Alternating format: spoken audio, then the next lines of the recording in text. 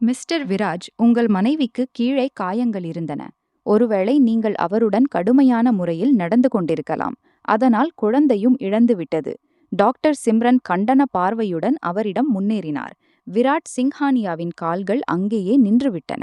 இரவில் அவர் மீது பேராசை மேலிட்டிருந்தது.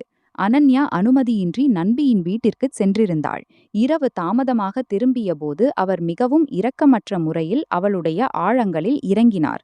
மருத்துவமனை அறையில் நுழைந்தபோது அனன்யாவின் முகம் வெளுத்துப் போயிருந்தது. அவளை தன்னுடன் நகரத்து பண்ணை வீட்டிற்கு அழைத்து வந்தார். உங்களை வெறுக்கிறேன். உங்கள் காரணத்தால் என் குழந்தை பறிபோய்விட்டது.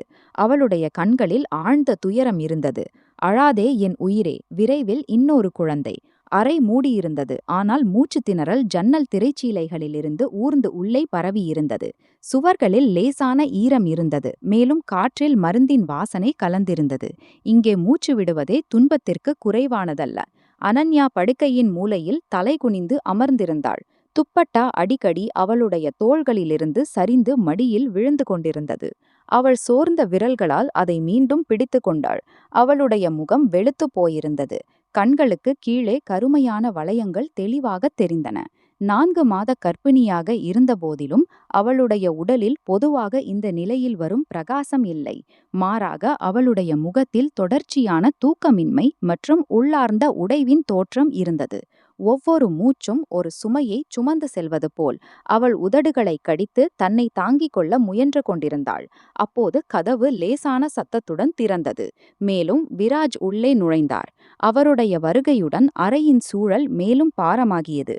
அவர் அனன்யாவின் மீது ஒரு கடுமையான பார்வையை வீசினார். அதில் கோபத்துடன் சேர்ந்து ஒரு விசித்திரமான சொந்தக்கார உணர்வும் இருந்தது. அவர் எதுவும் சொல்லாமல் நேராக படுக்கையை நோக்கிச் சென்று காலணிகளை கழற்றாமலே ஓரத்திலி அமர்ந்தார். இருவருக்கும் இடையே சிறிது நேரம் அமைதி பரவியிருந்தது. பின்னர் அனன்யாவே துணிச்சலை திரட்டி வலியான குரலில் பேசினாள். நீங்கள் என்னுடன் இப்படி ஏன் நடந்து கொள்கிறீர்கள்? எனக்கு கஷ்டம் ஏற்பட்டால் நான் டாக்டரிடம் போவேன் அல்லவா? அவர்கள் என் இரத்த அழுத்தத்தை பரிசோதித்தால் என்ன பெரிய பிரச்சனை வந்துவிட்டது? டாக்டரிடம் எந்த மறைப்பும் இல்லை. நீங்கள் இப்படி ஏன் நடந்து கொள்கிறீர்கள்? நான் டாக்டரிடம் போகாமல் இருந்தால் என் நிலை மேலும் மோசமாகிவிடும். அவளுடைய பேச்சு முடிவடையும் முன்பே விராஜ் கோபத்துடன் எழுந்து அமர்ந்தார். அவருடைய கண்களில் கோபம் எரிந்து எழுந்தது. மேலும் அவர் கத்தினார். உன் பார்வையில் ஒரு அந்நிய ஆண் உன்னை தொடுவதற்கு எந்த முக்கியத்துவமும் இல்லையா? மேலும் நான் உன்னிடம் கோபப்படவும் கூடாதா? முதலில் நீ யாருடைய அனுமதியுடன் டிரைவருடன் டாக்டரிடம் போனாய்? இரண்டாவதாக பெண் நர்ஸ் இறந்துவிட்டாரா? நீ ஆண் நர்ஸிடம் உன் இரத்த அழுத்தத்தை பரிசோதிக்க வேண்டியிருந்ததா? அனன்யா கண்களில் தேங்கிய கண்ணீரை அடக்கிக் கொண்டு சொன்னாள். நான் பரிசோதிக்கவில்லை. டாக்டரே சொன்னார். மேலும் அங்கே பெண் நர்ஸ் இல்லை. நீங்கள் இவ்வளவு படித்த புத்திசாலி மனிதர். இதற்கு பிறகும் இப்படிப்பட்ட பேச்சுகளை பேசுகிறீர்கள். நீங்கள் இப்போது கிராமத்தில் இல்லை, நகரத்தில் வசிக்கிறீர்கள். இவ்வளவு பெரிய நிறுவனத்தின் உரிமையாளர். ஆனால் சிந்தனை இவ்வளவு சிறியது. என் நிலை இவ்வளவு மோசமாக இருந்தது. உங்களுக்கு தெரியுமா? உங்கள் மீட்டிங்குகள், உங்கள் வியாபாரங்கள் உங்களுக்கு பிரியமானவை. என் துன்பத்திற்கு எந்த முக்கியத்துவமும் இல்லை. ஒரு காலம் வரும், நான் இறந்து போவேன். அப்போது உங்களுக்கு உணர்வு வரும். அவளுடைய குரல் கடைசி வாக்கியத்தில் நடுங்கியது. விராஜ் கேலியாக சிரித்துச் சொன்னார். இரத்த அழுத்தம் பரிசோதிப்பதை விட நீ இறந்து போயிருந்தால் நல்லது. அதை நான் இன்னும் சகித்துக் கொள்ளலாம். ஆனால் உன்னை ஒரு அந்நிய ஆண் தொடுவதை என்னால் ஒருபோதும் ஏற்க முடியாது. பேச்சு புரிந்ததா இல்லையா? அவருடைய வார்த்தைகள் ஈட்டி போல அனன்யாவின் இதயத்தில் இறங்கிக் கொண்டிருந்தன. அவள் ஒரு கணம் அமைதியாக இருந்தாள். பின்னர் மெல்லிய குரலில் சொன்னாள். நான் எந்த ஆண் டாக்டரிடமும் போகவில்லை. நீங்கள் இப்படி நடந்து கொள்கிறீர்கள். நான் ஒரு பெண் டாக்டரிடம் போனேன். மேலும் நர்ஸும் தன் வேலையை செய்து கொண்டிருந்தான். விராஜ் கையை காற்றில் அசைத்துச் சொன்னார். எனக்கு வித்தியாசம் இல்லை. உன் தந்தையும் உன் தலையில் கை வைத்தாலும், உன் சகோதரன் உனக்கு அருகில் நின்றாலும் எனக்கு நெருப்பு பற்றிவிடும். மேலும் நீ அங்கே போய் ஒரு அந்நிய ஆணிடம் உன் இரத்த அழுத்தத்தை பரிசோதித்து விட்டாய். அவர் உன் கையை பிடித்திருப்பார். மேலும் நான் அமைதியாக இருக்க வேண்டும். என்னால் முடியவில்லை. அந்த பையனின் கையை வெட்டிவிடலாம். அந்த கையால் அவன் உன்னை தொட்டதால். அனன்யா கண்ணீரால் நனைந்த பார்வையுடன் அவரை பார்த்தாள். அவருக்குள் ஏதேனும் மென்மையான மூலையை தேடுவது போல், ஆனால் அங்கே கடுமையான கடினத்தன்மை இருந்தது. அவள் ஏதோ சொல்லப் போகிறாள், ஆனால் வார்த்தைகள் தொண்டையிலேயே சிக்கின. விராஜ் தலையை அசைத்து படுக்கையில் படுத்து கொண்டார். இந்த விவாதத்தின் முடிவு வந்துவிட்டது போல். அறையில் அமைதி பரவியிருந்தது. அனன்யாவின் அடக்கப்பட்ட அழுகுரல்கள் மட்டுமே மீதமிருந்தன. அவளுக்கு மிகுந்த வருத்தம் ஏற்பட்டது. உடல்நிலையை கேட்பதற்கு பதிலாக அந்த மனிதர் எவ்வளவு மரியாதையின்மையுடன் நடந்து கொண்டார். அவள் தலை குனிந்து படுக்கையில் அமர்ந்து கொண்டாள். அவளுடைய கண்ணீர் அவளுடைய மடியில் விழுந்து கொண்டிருந்தது. ஒவ்வொரு கண்ணீரும் அவளுக்குள் இன்னொரு உடைந்த நம்பிக்கையின் அடையாளமாக. நீண்ட நேரம் அழுத பிறகு அவள் அமைதியாக அவருடைய பக்கத்தில் படுத்து கொண்டாள். எப்போது அழுது கொண்டே அவளுக்கு தூக்கம் வந்தது என்று அவளுக்கு தெரியவில்லை. இரவு துளி துளியாக உருகிச் சென்று கொண்டிருந்தது. அடுத்த நாள் காலையின் சூரியன் முழு பிரகாசத்துடன் ஒளிர்ந்தது. காலையின் லேசான ஒளி ஜன்னல் திரைச்சீலைகளிலிருந்து வடிந்து சாப்பாட்டு பகுதிக்கு பரவிக் கொண்டிருந்தது. ஆனால் இந்த ஒளியிலும் ஒரு விசித்திரமான குளிர்ச்சி இருந்தது. வீட்டின் சூழலில் ஏதோ சொல்லப்படாத பதற்றம் உறைந்திருப்பது போல். சாப்பாட்டு மேசையில் விராஜ் தனியாக அமர்ந்திருந்தார். அவருக்கு முன் டோஸ்ட் மற்றும் ஆம்லெட் தட்டை இருந்தது. மேலும் சேர்த்து தேநீர் கப், அதிலிருந்து லேசான நீராவி எழுந்து கொண்டிருந்தது.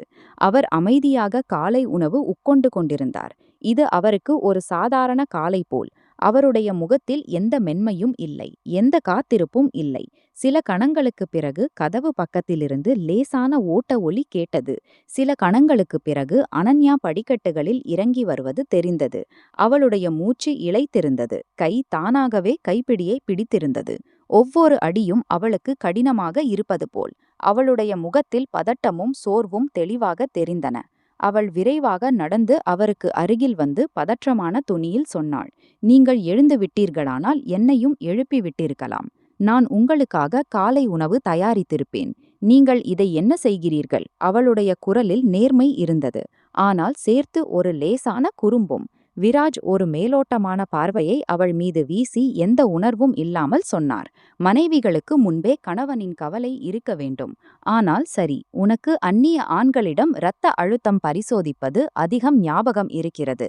அவருடைய தொனியில் மறைந்திருந்த கேலி முள் போல அனன்யாவின் இதயத்தில் பாய்ந்தது. அவள் ஒரு கணம் அமைதியாக இருந்தாள். பின்னர் அடக்கிக் கொண்டு சொன்னாள், "நீங்கள் ஏன் ஒவ்வொரு சிறிய விஷயத்திலும் என்னை கேலி செய்கிறீர்கள்? என் நிலையை பாருங்கள். டாக்டர் தெளிவாக சொல்லியிருக்கிறார், எனக்கு படுக்கை ஓய்வு தேவை, மேலும் மன அழுத்தம் எடுக்கக்கூடாது. இதற்கு பிறகும் நீங்கள் எனக்கு இவ்வளவு துன்பம் தருகிறீர்கள். நீங்கள் தெரியவில்லை, உங்கள் இந்த அணுகுமுறை எனக்கு எவ்வளவு துன்பம் தருகிறது." அவளுடைய குரலில் சோர்வும் துயரமும் சேர்ந்திருந்தன.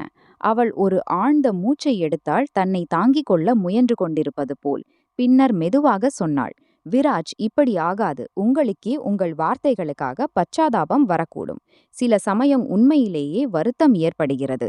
நான் உங்களை காதலித்தது ஏன்? உங்கள் காதலில் சிக்கி உங்களை திருமணம் செய்தது ஏன்?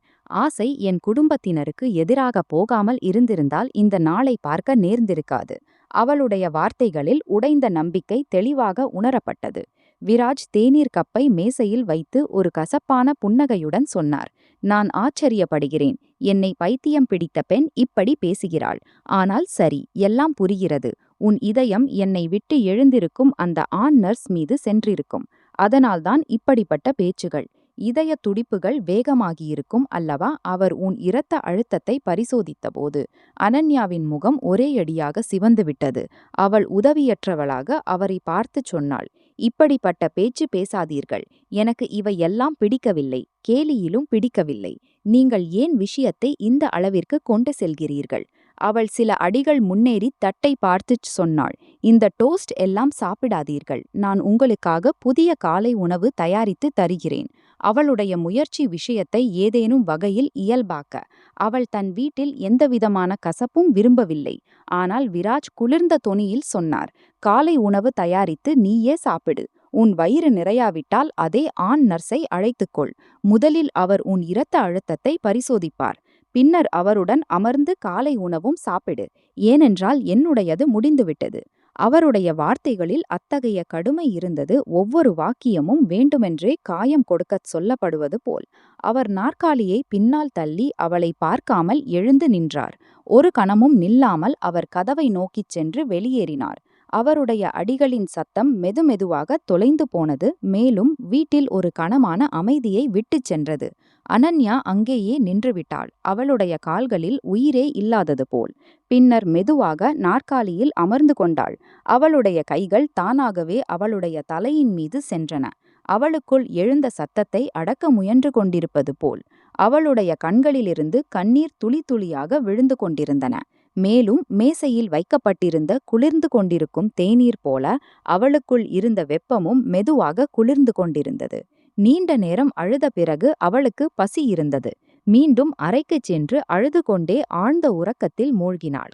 நாள் மெதுமெதுவாக கடந்து கொண்டிருந்தது. மறுபுறம் அலுவலகத்தின் சூழலில் லேசான அமைதியும் ஏர் கண்டிஷனரின் தொடர்ந்து ஓடும் சத்தமும் கலந்திருந்தன. கண்ணாடிச் சுவர்களால் சூழப்பட்ட கேபின் வெளியேயுள்ள பிஸியான சூழலில் இருந்து தனித்த ஒரு தீவிரமான வட்டத்தை உருவாக்கியிருந்தது. விராஜ் தன் நாற்காலியில் நேராக அமர்ந்து லேப்டாப் திரையில் கண்களை பதித்து வேகமாக ஏதோ டைப் செய்து கொண்டிருந்தார். அவருடைய முகத்தில் அதே கடுமையும் பிஸியான தோற்றமும் இருந்தது. எல்லாம் அவருடைய கட்டுப்பாட்டில் இருப்பது போல். மேசையில் வைக்கப்பட்டிருந்த கோப்புகளின் குவியல் ஒழுங்காக அமைக்கப்பட்டிருந்தது. மேலும் சேர்த்து மொபைல் போன் வைக்கப்பட்டிருந்தது. அது திடீரென ஒலித்தது. அவர் ஒரு மேலோட்டமான பார்வையை போனை நோக்கி வீசி கவனம் செலுத்தாமல் மீண்டும் வேலையில் மூழ்கினார். கால் தொடர்ந்து ஒலித்துக் கொண்டே இருந்தது. ஆனால் அவர் அதை புறக்கணித்தார். இதுவும் அவருடைய அன்றாட பிஸியான வாழ்க்கையின் தேவையற்ற ஒரு பகுதி போல். சில கணங்கள் கடந்தன.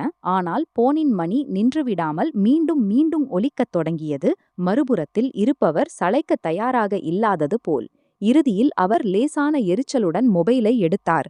திரையில் பார்வை பட்டபோது பாட்டி ஜானின் பெயர் ஒளிர்ந்து கொண்டிருந்தது. அவருடைய முகத்தின் உணர்வுகள் ஒரு கணம் மாறின. ஆனால் அவர் தன்னை தாங்கிக் கொண்டு காலை பெற்று மெதுவாக வணக்கம் சொல்லி நலன் விசாரித்தார். மறுபுறத்திலிருந்து உடனடியாக ஒரு கோபமான குரல் வந்தது. வந்துவிட்டதா உனக்கு பாட்டியின் நினைவு? மாறாக உனக்கு எங்கே நினைவு வருகிறது? நான் போன் செய்திருக்கிறேன், அதனால் உனக்கு போன் எடுக்கும் நேரம் கிடைத்துவிட்டது.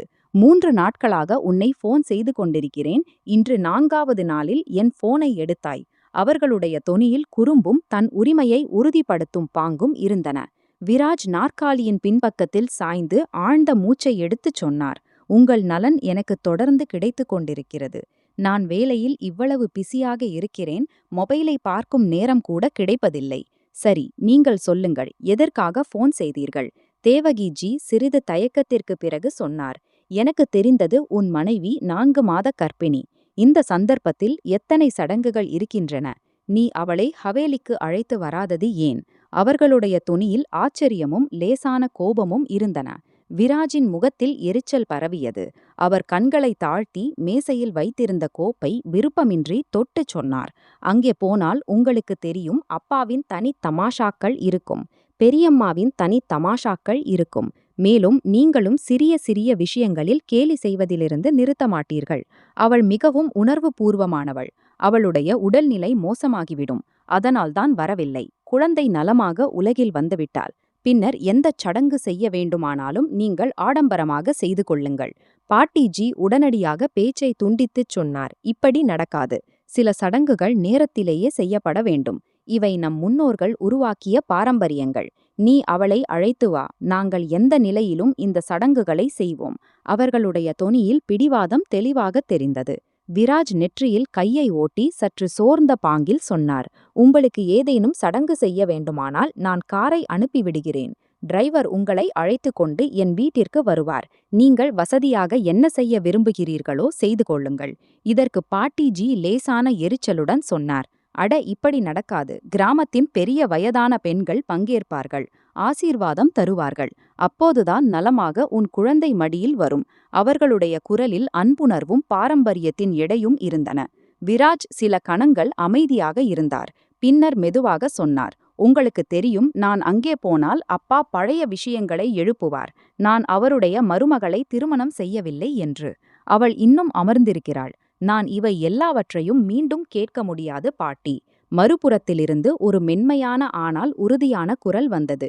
நீ வருவதற்கு முயற்சி செய், மீதியை நான் கவனித்துக் கொள்கிறேன். யாரும் உன் மனைவியிடம் எதுவும் சொல்ல மாட்டார்கள், நீ கவலைப்படாதே. அவர்களுடைய வார்த்தைகளில் ஒரு நம்பிக்கை இருந்தது. அது மெதுமெதுவாக விராஜுக்குள் இறங்கிச் சென்றது. அவர் நாற்காலியில் நேராக அமர்ந்து சில கணங்கள் சிந்தித்த பிறகு சொன்னார், சரி, நான் பார்க்கிறேன். நான் வருவதற்கு முயற்சி செய்வேன். அவருடைய தொனியில் முழு ஒப்புதல் இல்லை, ஆனால் ஒரு அடக்கப்பட்ட ஒப்புதல் நிச்சயமாக இருந்தது. பாட்டிஜி நிம்மதியான மூச்சை எடுத்து சொன்னார், இதுவே சரி. விரைவில் வா. மேலும் போன் நிறுத்தப்பட்டது. கேபினில் மீண்டும் அதே அமைதி திரும்பியிருந்தது. ஆனால் இப்போது விராஜின் கண்கள் லேப்டாப்பில் பதிந்திருந்த போதிலும் மனம் வேறு எங்கோ அலைந்தது. வரவிருக்கும் நாட்களின் சிக்கல்கள் முன்பே அவரை சுற்றி நிழலாக சுழன்று கொண்டிருப்பது போல். முழு நாளும் வழக்கம்போல் கடந்தது. இரவின் அமைதி வீட்டின் ஒவ்வொரு மூலையிலும் பரவியிருந்தது. லாஞ்சின் நடுத்தர ஒளியில் எல்லாம் மங்கலாக தெரிந்தன. கதவை திறக்கும் சத்தம் வந்தது. மேலும் விராஜ் உள்ளே நுழைந்தார். அவருடைய கையில் லேப்டாப் இருந்தது. முகத்தில் நாள் முழுவதும் சோர்வும் தீவிரமும் உறைந்திருந்தன. அவர் இன்னும் அலுவலகச் சூழலில் இருந்து வெளியே வராதது போல். அவர் சில அடிகள் உள்ளே வைத்திருந்தார். அப்போது அவருடைய பார்வை லாஞ்சில் அமர்ந்திருந்த அனன்யாவின் மீது பட்டது. அவள் சிவப்பு உடையை அணிந்து சோபாவில் அமர்ந்திருந்தாள். துப்பட்டா நேர்த்தியாக போர்த்தப்பட்டிருந்தது. மேலும் முடி லேசாக திறந்திருந்தது. அவளுடைய பலவீனமான நிலை இருந்தபோதிலும் இன்று அவளுடைய முகத்தில் ஒரு மென்மையான பிரகாசம் இருந்தது. அவள் தன்னை அலங்கரிப்பதில் தன் முழு துணிச்சலையும் செலவிட்டிருப்பது போல். இந்த சிவப்பு உடை உண்மையிலேயே அவளுடைய அழகை மேலும் வெளிப்படுத்திவிட்டிருந்தது. ஒரு கணம் விராஜின் கண்கள் அவள் மீது நின்றன. மேலும் அவருடைய உதடுகளில் லேசான புன்னகை தோன்றியது. ஆனால் அடுத்த கணமே அவர் தன்னை தாங்கிக் கொண்டு முகம் மீண்டும் தீவிரமானது. அனன்யா அவரை பார்த்த மாத்திரத்தில் அவள் உடனடியாக எழுந்து நின்றாள்.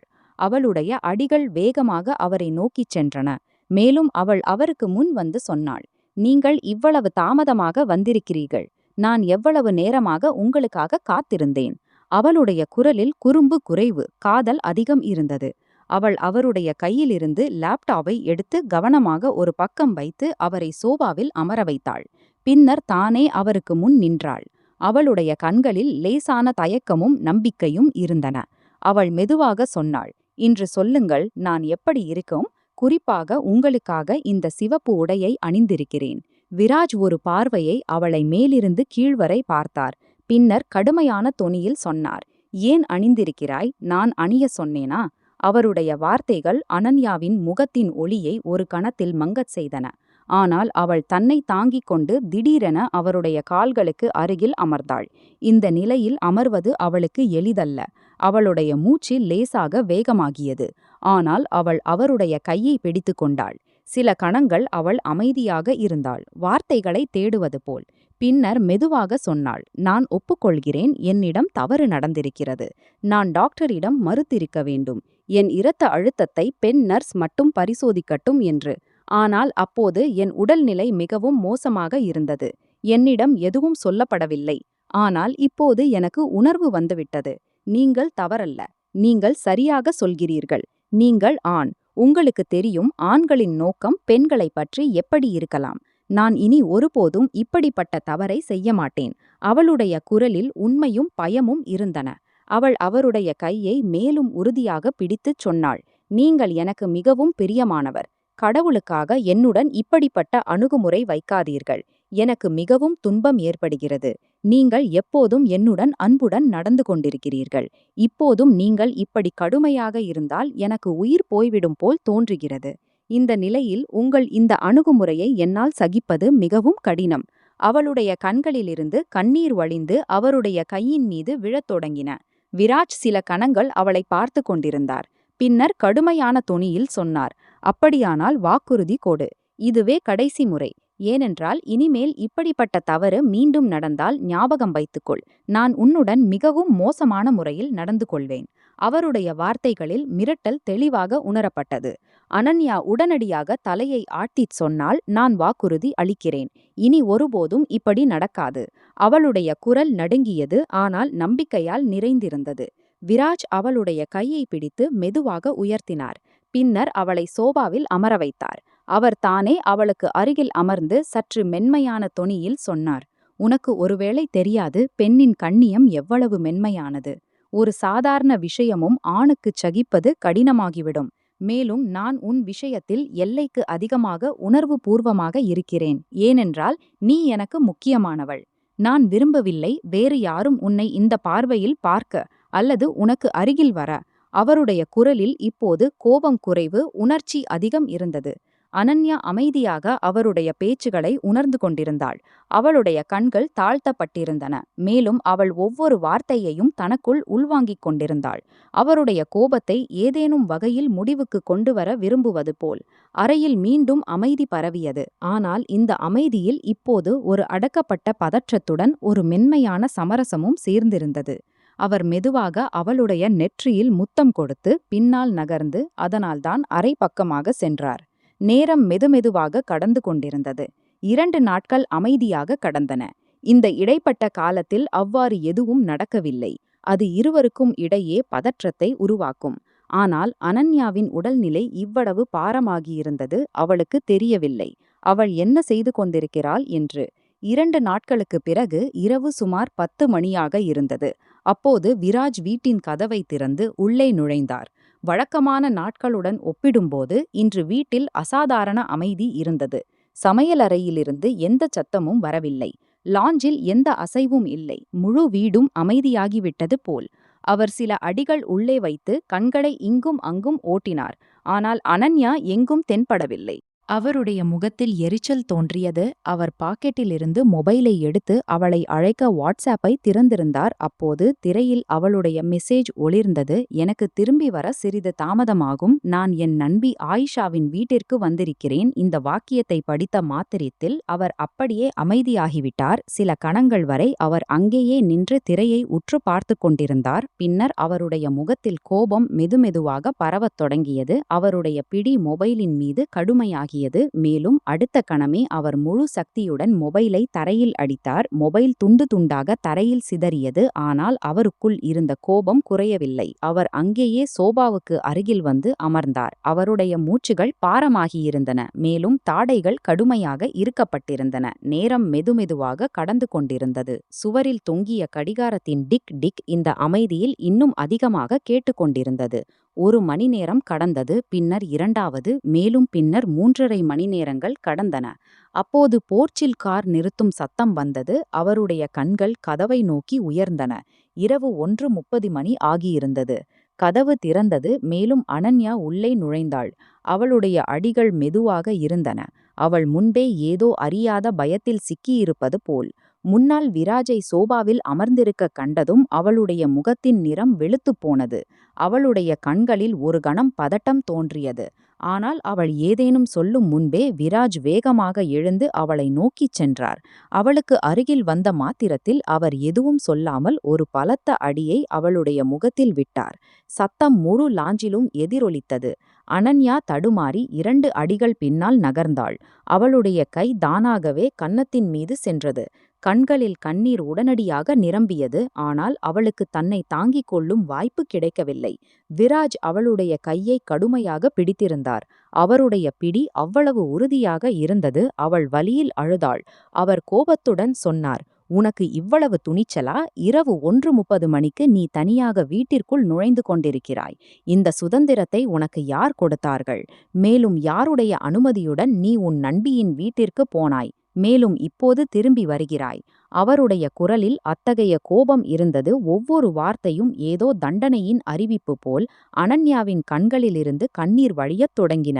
அவள் நடுங்கும் குரலில் சொன்னாள், உங்களுக்கு என்ன ஆயிற்று? நீங்கள் என்னை அடிக்கிறீர்களேன்? அவளுடைய பேச்சு முடிவடையும் முன்பே அவர் மேலும் அருகில் வந்து சொன்னார், உன் உயிரை எடுத்து விடுவேன், புரிந்ததா? ஒரு கணம் கூட ஆகாது. உயிரோடு தரையில் புதைத்து விடுவேன். சரியாக சொல், நீ எங்கே இருந்தாய்? அவருடைய பிடி மேலும் கடுமையாகியது. அனன்யா வலியில் அலறினாள். மேலும் அழுது கொண்டே சொன்னாள், டிரைவர் என்னுடன் இருந்தார். நீங்கள் அவரிடம் கேளுங்கள். நான் ஆயிஷாவின் வீட்டிற்கே போயிருந்தேன். நம்பிக்கை வரவில்லை என்றால் நீங்கள் ஆயிஷாவிடம் பேசுங்கள். என் இதயம் வீட்டில் மிகவும் பதறியது. உடல்நிலையும் விசித்திரமாக இருந்தது. அதனால்தான் போனேன். நான் இனிமேல் இப்படி செய்ய மாட்டேன். அவளுடைய குரலில் பயம் தெரிந்தது. அவள் மோசமாக பயந்து விட்டிருந்தாள். அவளுடைய வார்த்தைகள் உடைந்து உடைந்து வெளிவந்தன. வந்தன. ஆனால் விராஜின் முகத்தில் எந்த மென்மையும் வரவில்லை. அவர் அவளுடைய கையை மேலும் பலமாக பிடித்துச் சொன்னார், இனிமேல் உன்னை இப்படிப்பட்ட செயலைச் செய்யும் தகுதியில்லை என்று விட்டுவிட மாட்டேன். இன்று அந்த இரவு இருக்கிறது. அதற்குப் பிறகு நீ ஒருபோதும் இப்படிப்பட்ட துணிச்சலை பற்றி சிந்திக்கவும் முடியாது. அவருடைய தொனியில் குளிர்ச்சியும் கடுமையும் ஒன்றாக இருந்தன. அனன்யா திடீரென தன் கையை விடுவிக்க முயன்றாள். அவளுடைய மூச்சுகள் வேகமாகியிருந்தன. அவள் போராடினாள். ஆனால் அவருடைய பிடி தளரவில்லை. அவர் அவளை இழுத்துக்கொண்டு அரை பக்கமாக அழைத்துச் செல்லத் தொடங்கினார். அவளுடைய அடிகள் தரையில் இழுபட்டு கொண்டிருந்தன. மேலும் அவளுடைய அழுகுரல்கள் இந்த அமைதியான வீட்டில் எதிரொலித்துக் கொண்டிருந்தன. ஒவ்வொரு சத்தமும் உதவிக்காக அழைப்பது போல். ஆனால் கேட்பவர் யாரும் இல்லை. அறையில் கொண்டு வந்து அவளை படுக்கையில் தள்ளிவிட்டார். மேலும் அவளுக்கு புரிந்து கொள்ளும் வாய்ப்பு கொடுக்காமல் அவளுடைய உடலை தாக்கத் தொடங்கினார். அவள் துடித்துக் கொண்டிருந்தாள், அழுது கொண்டிருந்தாள். ஆனால் அவருக்கு சிறிதும் இரக்கம் வரவில்லை. அவர் அந்த மாசற்றவளை அப்படி தாக்கினார். அவள் மனிதர் அல்ல, விலங்கு போல். இந்த விஷயம் தெரியாமல் இன்றைய இரவு அவளிடமிருந்து எதை பறிக்கப் போகிறது என்று முழு இரவும் இப்படி துன்புறுத்தி கடந்தது. அடுத்த நாள் காலையின் சூரியன் முழு பிரகாசத்துடன் ஒளிர்ந்தது. காலையின் லேசான ஒளி திரைச்சீலைகளுக்கு இடையே அறைக்குள் நுழைந்து கொண்டிருந்தது. ஆனால் இந்த ஒளியிலும் ஒரு அமைதியின்மை கலந்திருந்தது. விராஜின் கண்கள் திடீரென தொடர்ந்து வரும் அலறல் சத்தங்களால் திறந்தன. அவர் பாரமான இமைகளை உயர்த்தி பக்கவாட்டில் திரும்பி பார்த்தபோது ஒரு கணத்தில் அவருடைய தூக்கம் மறைந்துவிட்டது போல். படுக்கையில் சாடிரத்து இரத்தத்தால் நனைந்திருந்தது. மேலும் அனன்யா வலியில் துடித்துக் கொண்டிருந்தாள். அவளுடைய முகம் வெளுத்துப் போயிருந்தது. மூச்சுகள் ஒழுங்கற்று இருந்தன. மேலும் உதடுகளிலிருந்து மெல்லிய அலறல் வெளிவந்து கொண்டிருந்தது. விராஜ் பதறி உடனடியாக அவளை நோக்கிச் சென்றார். அவர் அவளுடைய முகத்தை இரு கைகளாலும் பிடித்து அவளை அசைத்தார். அனன்யா கண்களை திறக்க முயன்று கொண்டிருந்தாள். ஆனால் அவளுடைய நிலை மோசமாகிக் கொண்டே இருந்தது.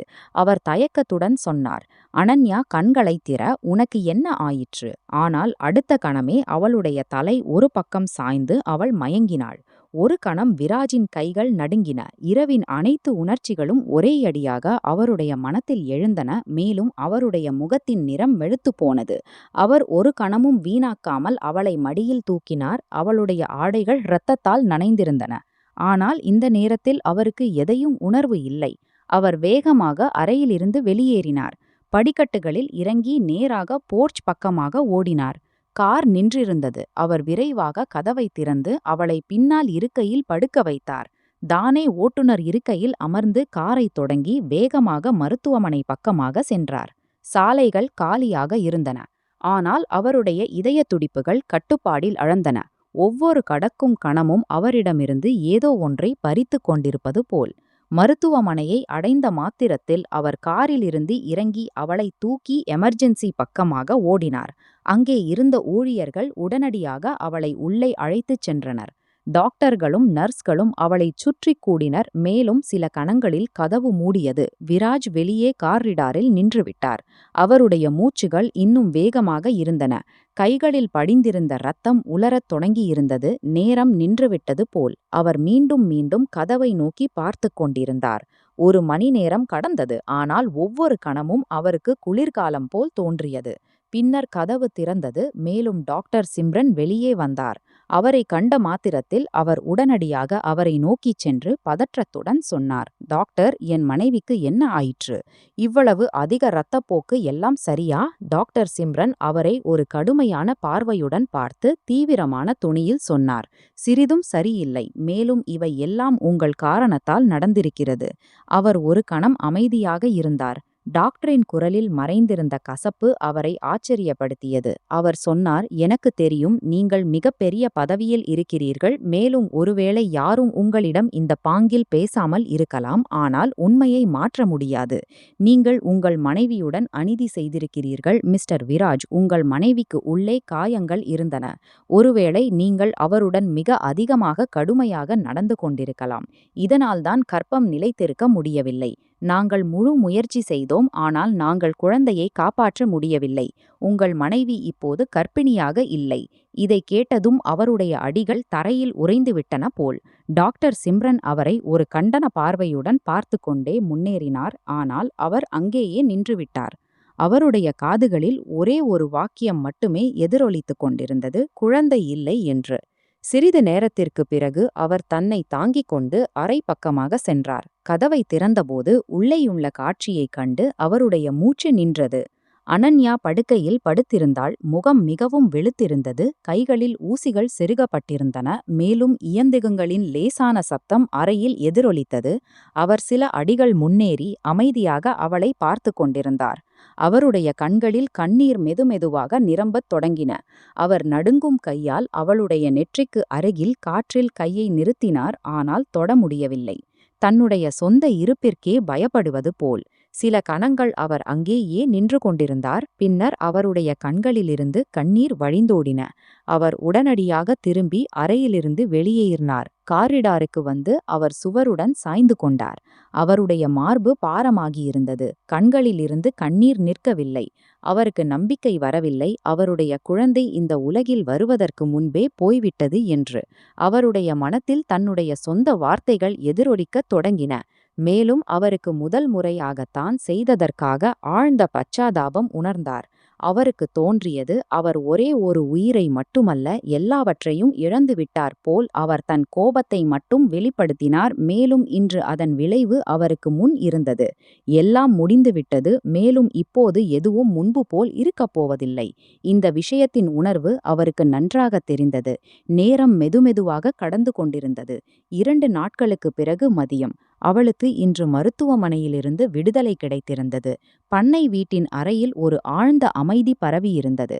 வெளியே புல்வெளியில் லேசான காற்று மரங்களின் இலைகளை அசைத்து கொண்டிருந்தது. ஆனால் இந்த அறைக்குள் சூழல் முற்றிலும் அமைதியாக இருந்தது. நேரமும் இங்கே வந்து நின்றுவிட்டது போல். மருத்துவமனையிலிருந்து அவர் அவளை வீட்டிற்கு அழைத்து வரவில்லை. அவளுடைய இதயத்தை ஆற்றுவதற்காக அவர் அவளை பண்ணை வீட்டிற்கு அழைத்து வந்திருந்தார். அனன்யா படுக்கையின் ஓரத்தில் நேராக அமர்ந்திருந்தாள். அவளுடைய கண்கள் எங்கோ இழந்திருந்தன. முகம் முன்பை விட அதிகமாக வெளுத்து தோன்றியது. கண்களில் கண்ணீரும் இல்லை, எந்த அசைவும் இல்லை, வெறும் ஒரு வெறுமை இருந்தது. அது எல்லாவற்றின் மீதும் ஆதிக்கம் செலுத்தியிருந்தது.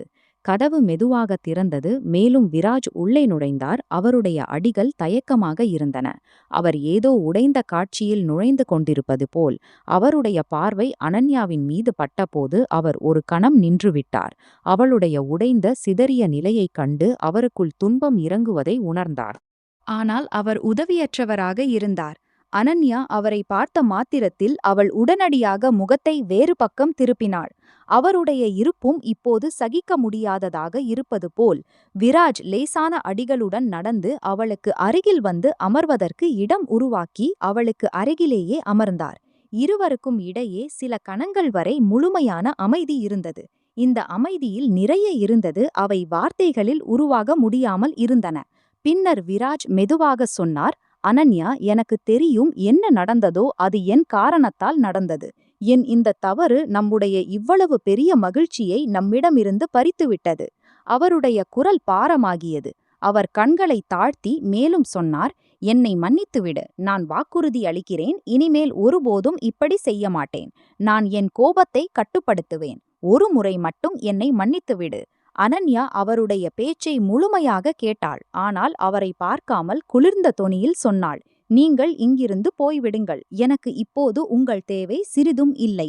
என்னை என் தாயின் வீட்டிற்கு விட்டு வாருங்கள். நீங்கள் எல்லாவற்றையும் அழித்து விட்டீர்கள். 4 மாதங்களாக நான் உங்கள் மாறிய அணுகுமுறையை பார்த்து கொண்டிருக்கிறேன். மேலும் இப்போது நம்முடைய குழந்தை இறந்துவிட்டதும் உங்கள் உடல் நிலையும் சரியாகிவிட்டது. உங்கள் மனநிலையும் மென்மையாகிவிட்டது. எனக்கு உங்கள் திடீரென மாறிய மென்மை தேவையில்லை. அவளுடைய வார்த்தைகளில் கசப்பு இருந்தது. மேலும் இதயத்தில் தேங்கிய அனைத்து துயரமும் தெரிந்தது. விராஜ் உதவியற்றவராக அவளை பார்த்து சொன்னார், நாம் மீண்டும் முயற்சி செய்வோம். எல்லாம் சரியாகிவிடும். நீ விரைவில் மீண்டும் கருவுருவாய். தயவு செய்து எனக்கு ஒரு வாய்ப்பு கொடு. அவருடைய பேச்சை கேட்ட மாத்திரத்தில் அனன்யா உடனடியாக அவரை நோக்கித் திரும்பினாள். அவளுடைய கண்களில் கோபம் எழுந்தது. மேலும் அவள் கடுமையான தொனியில் சொன்னாள், நிறுத்துங்கள். உங்களுக்கு வெட்கம் வரவில்லையா? நீங்கள் செய்ததற்கு பிறகும் இந்த பேச்சுகளை பேசுகிறீர்கள். நான் இப்போது உங்களுடன் இருக்க முடியாது. எனக்கு விவாகரத்து வேண்டும். நான் உங்களை போன்ற மனிதருடன் ஒரு கணம் கூட கழிக்க முடியாது. அவளுடைய வார்த்தைகள் ஏதோ கூர்மையான கத்தியைப் போல் சூழலை கிழித்துச் சென்றன. விராஜுக்கு சிறிதும் தெரியவில்லை அவள் இந்த அளவிற்கு சென்று சிந்திக்க முடியும் என்று. விராஜ் சில கணங்கள் அமைதியாக இருந்தார். அவருடைய முகத்தில் ஒரு சக்தி மீண்டும் திரும்பியிருந்தது. அவர் ஆழ்ந்த மூச்சை எடுத்து சில கணங்களுக்கு பிறகு சொன்னார், சரி, நீ இதையே விரும்பினால் நான் உனக்கு விவாகரத்து கொடுத்து விடுவேன். ஆனால் என் ஒரு நிபந்தனை இருக்கிறது. அனன்யா ஆச்சரியமும் எரிச்சலும் கலந்து அவரை பார்த்துச் சொன்னாள், எப்படிப்பட்ட நிபந்தனை? விராஜ் தெளிவான தொனியில் சொன்னார், நீ என்னுடன் ஹவேலிக்கு வர வேண்டும், 2 மாதங்களுக்கு மட்டும். இதற்கு பிறகு நீ என்ன விரும்பினாலும் செய்து கொள், நான் உனக்குத்தானே விவாகரத்து கொடுத்து விடுவேன். ஆனால் அதற்கு முன் அல்ல. அனன்யா அவருடைய பேச்சை கேட்டு சில கணங்கள் அமைதியாக இருந்தாள். இந்த நிபந்தனையை புரிந்து கொள்ள முயன்று கொண்டிருப்பது போல் அவளுடைய முகத்தில் குழப்பமும் சோர்வும் இரண்டும் தெரிந்தன. அறையில் மீண்டும் அமைதி பரவியது. வெளியிலிருந்து வரும் காற்றின் லேசான சத்தம் இந்த அமைதியை இன்னும் ஆழமாக்கியது. அவள் மெதுவாக கண்களை தாழ்த்தி அமர்ந்திருந்தாள். பின்னர் சிறிது நேரத்திற்குப் பிறகு அவள் மெதுவாக சொன்னாள், சரி, நான் வருவேன். ஏனென்றால் இந்த விஷயம் அனன்யாவுக்கும் தெரிந்திருந்தது. விருது எடுக்கும் முடிவிலிருந்து அவர் பின்னோக்கி செல்வதில்லை. அது கல்லில் வரையப்பட்ட கோடு போல் இருக்கும்.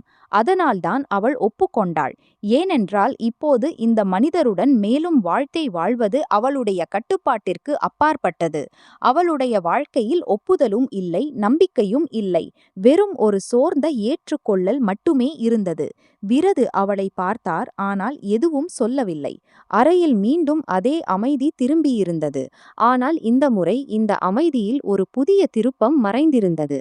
அது இருவரையும் இன்னொரு சோதனை பக்கம் அழைத்துச் சென்று கொண்டிருந்தது. நேரம் இன்னும் வேகமாக கடந்தது. அடுத்த நாள் அவர்கள் காலையிலேயே ஹவேலிக்கு புறப்பட்டனர். ஒரு நீண்ட பயணத்தை முடித்து அவர்கள் இருவரும் ஹவேலியை அடைந்தனர். ஹவேலியின் விசாலமான முற்றம் மாலையின் நடுத்தர ஒளியில் மூழ்கியிருந்தது. பழைய தூரச் சுவர்கள் ஒரு விசித்திரமான தீவிரத்தை தனக்குள் அடக்கியபடி நின்று கொண்டிருந்தன. ஒவ்வொரு செங்கல்லும் கடந்த கால கதைகளை சுமந்திருப்பது போல். விராஜ் அவளை அழைத்து கொண்டு உள்ளே நுழைந்து நேராக பெரிய அறைக்கு வந்து நின்றார். அறை விசாலமாக இருந்தது. வெளிப்புற மரச்சாமான்களும் சுவர்களில் தொங்கிய பழைய படங்களும் சூழலை இன்னும் பாரமாக்கியிருந்தன. அனன்யா ஒரு பக்கம் சோபாவில் அமர்ந்திருந்தாள். அவளுடைய முகம் அசாதாரண அளவிற்கு வெளுத்துப் போயிருந்தது. கண்களுக்கு கீழே நிழல்கள் ஆழமாகியிருந்தன. மேலும் அவள் அமைதியாக முன்னால் பார்த்து கொண்டிருந்தாள். இந்த இடத்துடன் அவளுக்கு எந்த தொடர்பும் இல்லாதது போல். விராஜும் சிறிது தூரத்தில் நின்று கொண்டிருந்தார். ஆனால் அவருடைய கண்கள் மீண்டும் மீண்டும் அவள் மீதே சென்று நின்று கொண்டிருந்தன. இந்த நேரத்தில் கதவு திறந்தது. மேலும் தேவகிஜி உள்ளே நுழைந்தார். அவரை கண்ட மாத்திரத்தில் விராஜ் உடனடியாக எழுந்து முன்னேறி அவரை தழுவினார். அவருடைய முகத்தில் மகிழ்ச்சி இருந்தது.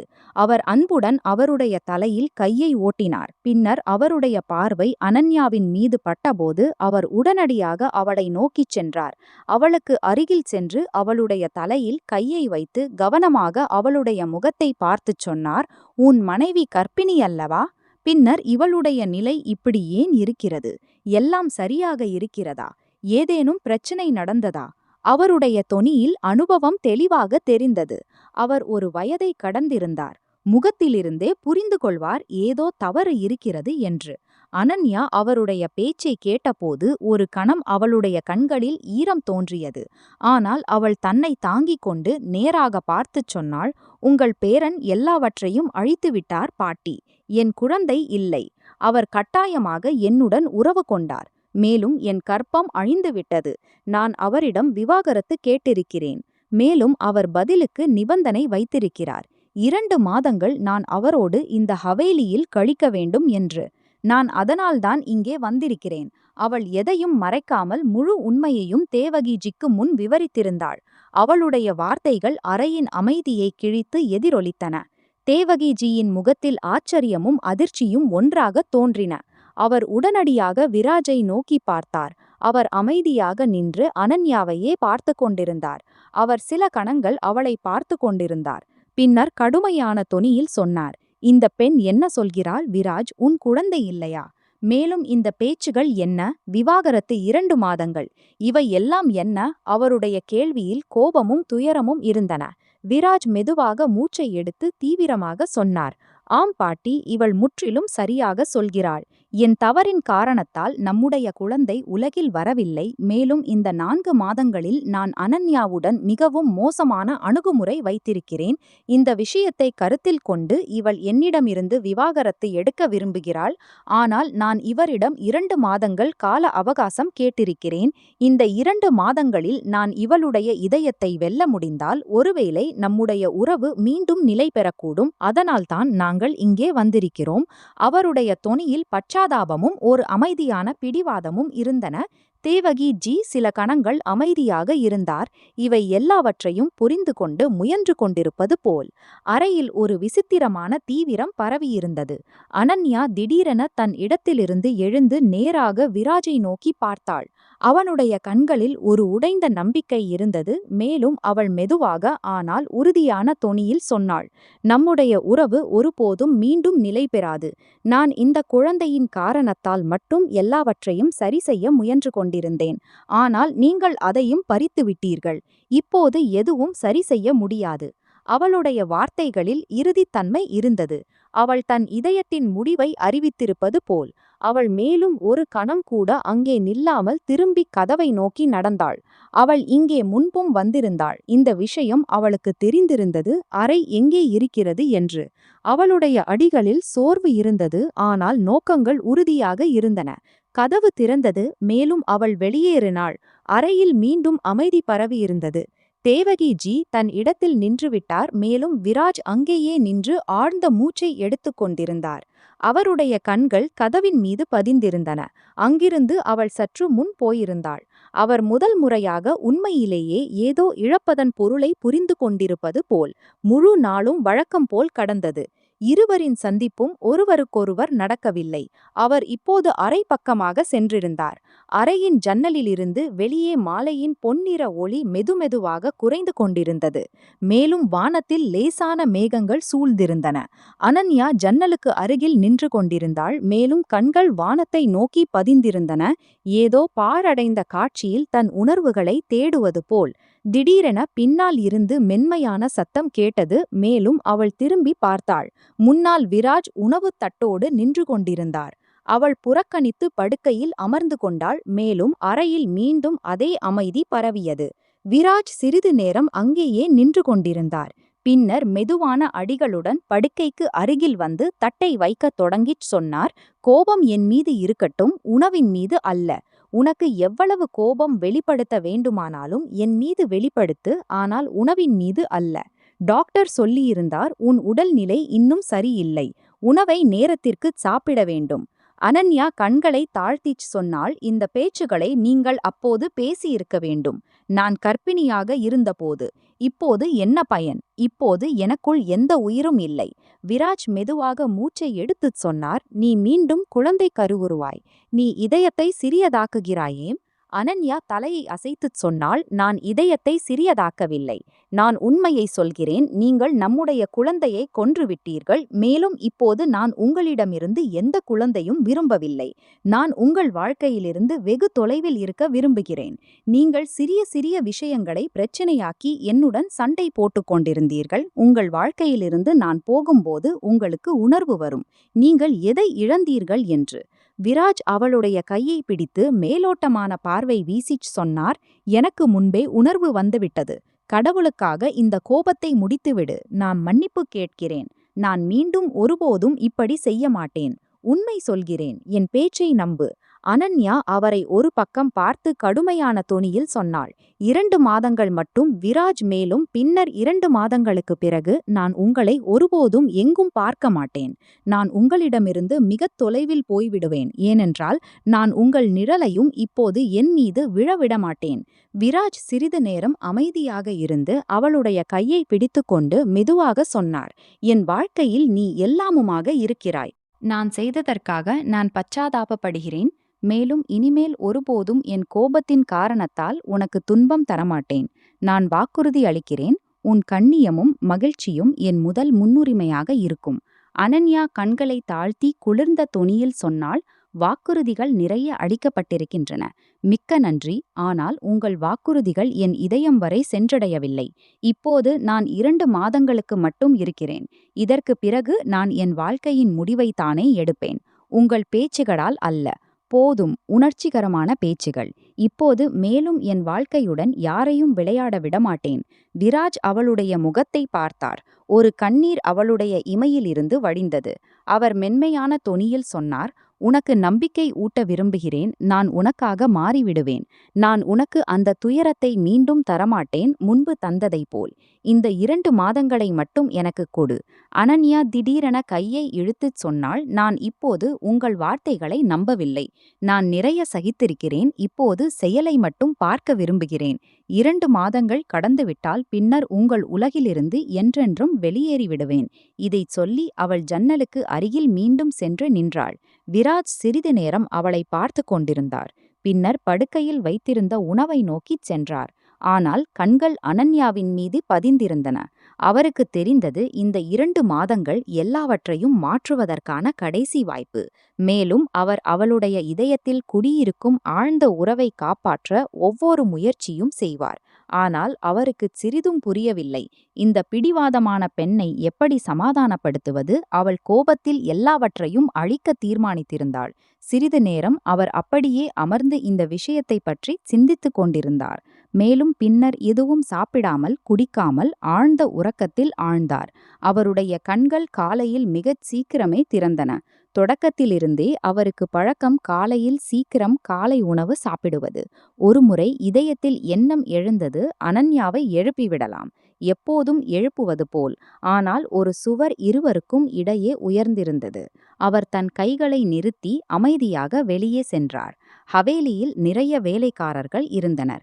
அவருடைய வெறும் ஒரு சைகையில் காலை உணவு மேசை அலங்கரிக்கப்பட்டிருந்தது. காலையின் லேசான ஒளி ஹவேலியின் பெரிய சாப்பாட்டு அறையில் பரவிக்கொண்டிருந்தது. நீண்ட மேசையில் அலங்கரிக்கப்பட்ட காலை உணவு கிட்டத்தட்ட அப்படியே வைக்கப்பட்டிருந்தது. ஏனென்றால் அதை சாப்பிடும் எவரும் இதயபூர்வமாக இருக்கவில்லை. விராஜ் ஒரு மூலையில் அமர்ந்து அமைதியாக காலை உணவு சாப்பிட்டுக் கொண்டிருந்தார். அவருக்கு முன் வைக்கப்பட்டிருந்த தட்டில் உணவு குறைவு. மேலும் அவருடைய சிந்தனைகள் அதிகம் சிதறியிருந்தன. அவருடைய இதயம் மிகவும் மனச்சோர்வாக இருந்தது. தன் மனைவியை இங்கே அழைத்து வருவதன் நோக்கம் அவர் முழுமையான நேரத்தை அவளுடன் கழிக்க விரும்புவது மட்டுமே. அலுவலகத்திற்கும் அவர் வாரத்தில் 2 நாட்கள் மட்டும் போய்க் கொண்டிருந்தார். அதிகபட்ச நேரம் அனன்யாவுடன் இருந்தது. ஆனால் அவளுடைய கலங்கிய மனநிலை உள்ளேயே அவரை அழித்து கொண்டிருந்தது. அவருக்கு இப்போது புரிந்தது, கோபம் உறவுகளை எப்படி அழிக்கிறது என்று. முழு அறையும் அசாதாரண அளவிற்கு அமைதியாக இருந்தது. சுவர்களும் மூச்சை அடக்கி நின்று கொண்டிருப்பது போல். சிறிது நேரம் கடந்த பிறகு மென்மையான அடிகளின் சத்தம் கேட்டது. மேலும் தேவகிஜி வந்து நாற்காலியில் அமர்ந்தார். விராஜ் உடனடியாக அவரை பார்த்து மரியாதையுடன் எழுந்து நின்றார். அவர் லேசாக கையின் சைகையால் அமரச் சொன்னார். அதனால் அவர் மீண்டும் நாற்காலியில் அமர்ந்தார். ஆனால் அவருடைய கண்கள் தாழ்த்தப்பட்டிருந்தன. இருவருக்கும் இடையே சில கணங்கள் அமைதி இருந்தது. பின்னர் தேவகிஜி ஆழ்ந்த பார்வையுடன் அவரை பார்த்துச் சொன்னார், அன்றைய தினம் நீ மிகவும் சோர்வாக இருந்தாய். அதனால் நான் உன்னிடம் இந்த விஷயத்தில் பேசவில்லை. ஆனால் இப்போது எனக்கு தெளிவாகச் சொல், இது என்ன விஷயம்? நான் இப்போது எந்த சாக்கும் சகிக்க மாட்டேன். எனக்கு உண்மை தெரியாத வரை நான் உன் பிரச்சனையை எப்படி தீர்ப்பேன்? உன் மனைவி உன்னிடமிருந்து விவாகரத்து ஏன் கேட்கிறாள்? இது சிறிய விஷயம் அல்ல. இது ஒரு மிகப்பெரிய பிரச்சனை. நம்முடைய குடும்பத்தில் ஒருபோதும் யாருக்கும் விவாகரத்து நடக்கவில்லை. ஆம், ஆண்கள் 2 திருமணங்கள் நிச்சயம் செய்திருக்கிறார்கள். ஆனால் விவாகரத்து யாருக்கும் நடக்கவில்லை. நீயும் இப்படிப்பட்ட எந்த அடியையும் எடுக்காதே, எந்த விலை கொடுத்தாலும். கடவுளின் வீட்டில் இது மிக பெரிய பாவம் என்று கருதப்படுகிறது. விராஜ் ஒரு கணம் தலையை உயர்த்தினார். பின்னர் மீண்டும் கண்களை தாழ்த்தினார். அவர் ஆழ்ந்த மூச்சை எடுத்தார், வார்த்தைகளை தேடுவதில் சிரமப்படுவது போல்.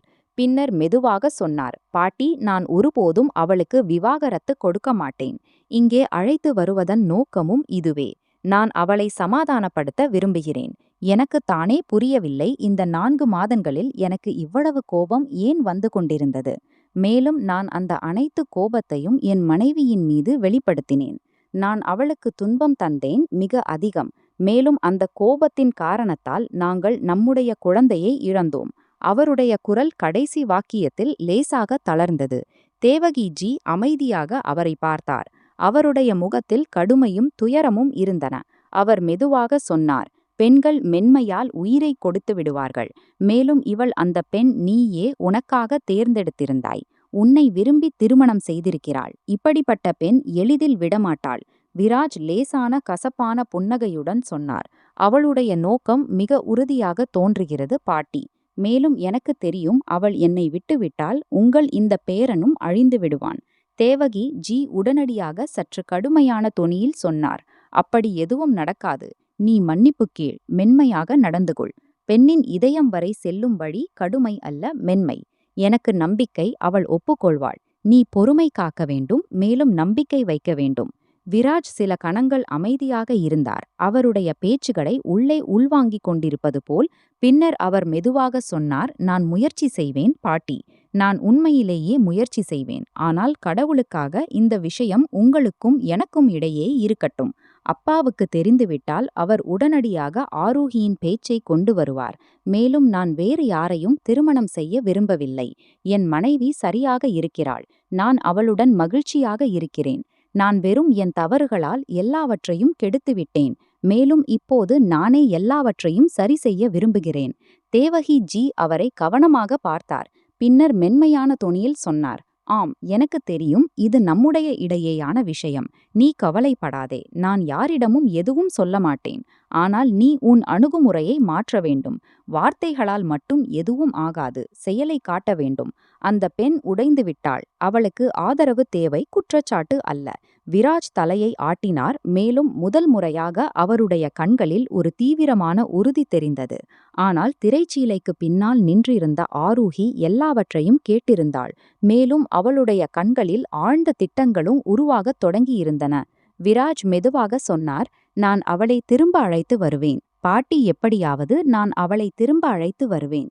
தேவகி ஜி அவருடைய தலையில் கையை வைத்து சொன்னார், நினைவில் கொள், உறவுகள் பிடிவாதத்தால் அல்ல, பொறுமையால் காப்பாற்றப்படுகின்றன. இப்போது போய் அவளுக்கு காலை உணவு கொடு. அவள் தனியாக இருக்கிறாள். மேலும் உன் பொறுப்பும். விராஜ் ஒரு பார்வையை காலியான படிக்கட்டுகளை நோக்கி வீசி பின்னர் அமைதியாக எழுந்து நின்றார். அவருடைய அடிகளில் தயக்கமும் இருந்தது. மேலும் ஒரு விசித்திரமான உறுதியும். அவர் முதல் முறையாக உண்மையிலேயே தன் செயலின் சுமையை சுமக்கப் போவது போல். அதே நேரம் பின்னால் ஆரூகியின் முகத்தில் புன்னகை இருந்தது. அத்தகைய புன்னகை எல்லாவற்றையும் அடைந்துவிட்ட புன்னகையாக இருந்தது. அவர் அறைக்குச் சென்றிருந்தார். ஆனால் அவள் இன்னும் தூங்கிக் கொண்டிருந்தாள். அதனால் அவர் தொந்தரவு செய்யாமல் அறையிலிருந்து வெளியேறினார். மதியத்தின் வெயில் சமையலறை ஜன்னலிலிருந்து உள்ளே வந்து தரையில் பரவிக்கொண்டிருந்தது. மேலும் லேசான வெப்பம் சூழலில் நின்றிருந்தது. அனன்யா அமைதியாக அடுப்புக்கு முன் நின்று தனக்காக காலை உணவு தயாரித்துக் கொண்டிருந்தாள். அவளுடைய கைகள் மெதுமெதுவாக அசைந்தன.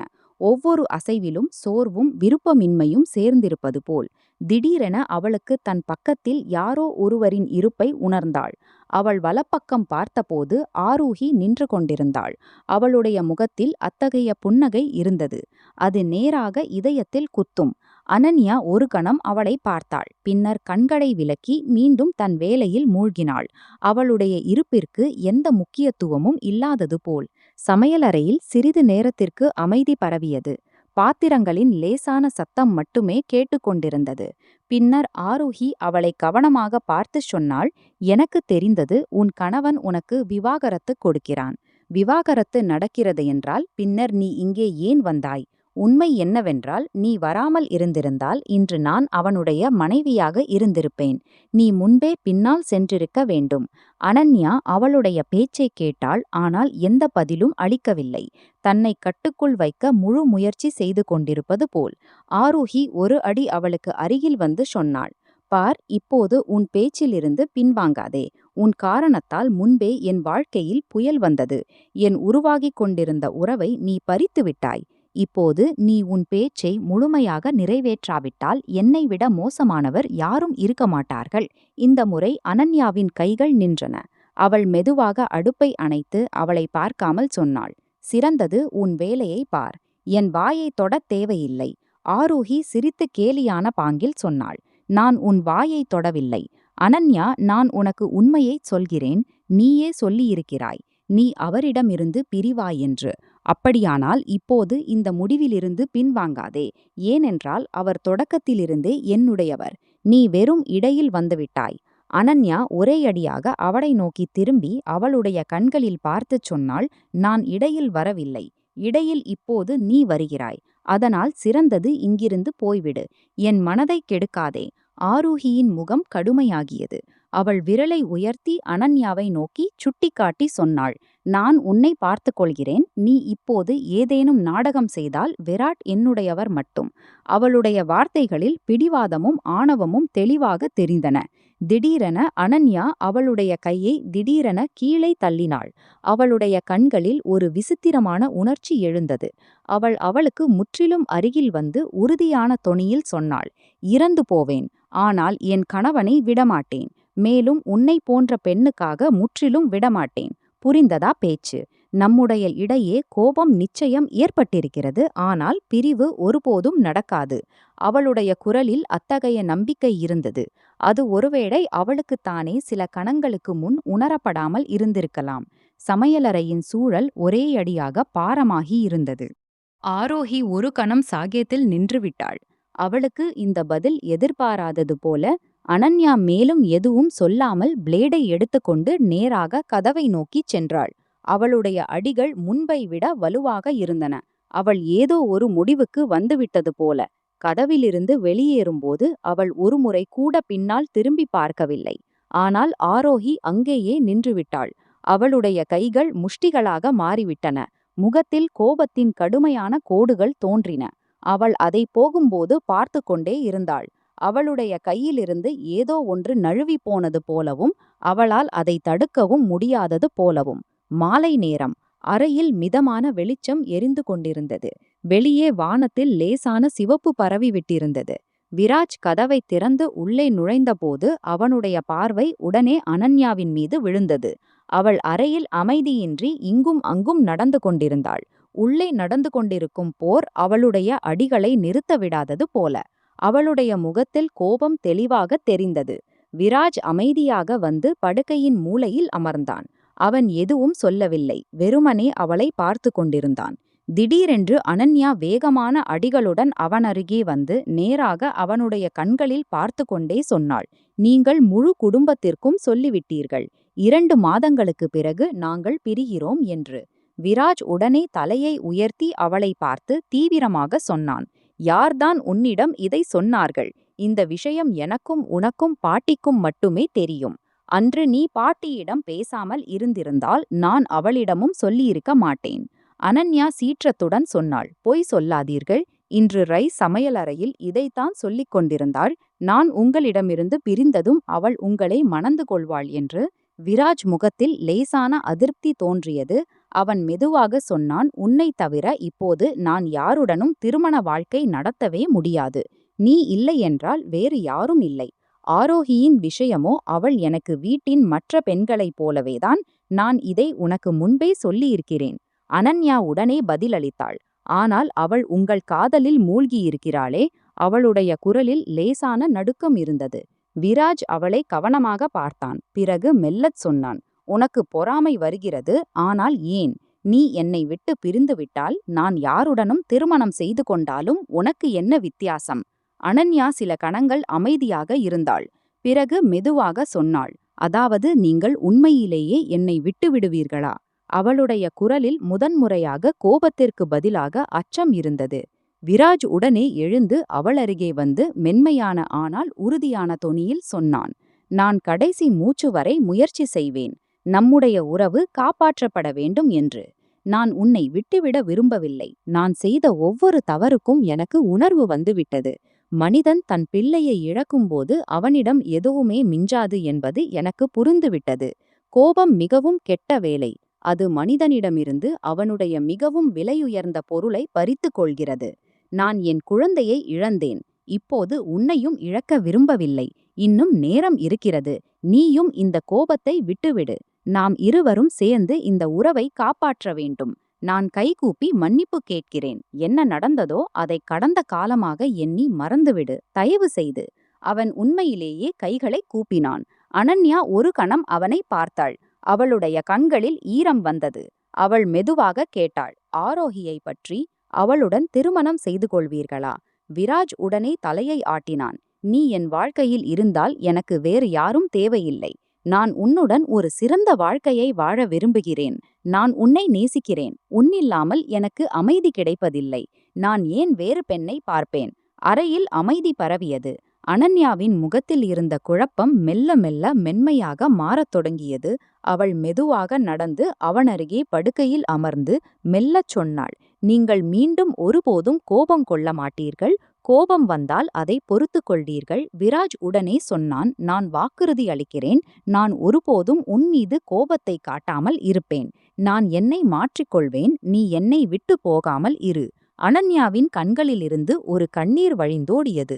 அவள் மெதுவாக தன் தலையை அவனுடைய தோளின் மீது வைத்தாள். விராஜ் உடனே அவளை தன் கைகளில் அணைத்து கொண்டான். இருவரும் சில கணங்கள் அப்படியே அமைதியாக இருந்தார்கள். இப்போது வார்த்தைகளின் தேவையே இல்லாதது போல. அவன் அவளருகே வந்து மெல்லச் சொன்னான். நாம் மீண்டும் தொடங்குவோம். எல்லாவற்றையும் சரி செய்து கொள்வோம். அனன்யா கண்களை மூடி லேசாக தலையை ஆட்டினாள். அறையில் ஒரு அமைதி இறங்கியது. உடைந்த உறவுக்கு புதிய மூச்சு கிடைத்தது போல. வெளியே மாலை முழு இரவாக மாறிக்கொண்டிருந்தது. உள்ளே இரண்டு இதயங்கள் தங்கள் துயரங்களை மறந்து ஒரு புதிய தொடக்கத்தை நோக்கி நகர்ந்தன. அங்கு அன்பு கோபத்தை வென்றது. மன்னிப்பு எல்லாவற்றையும் சரி செய்தது.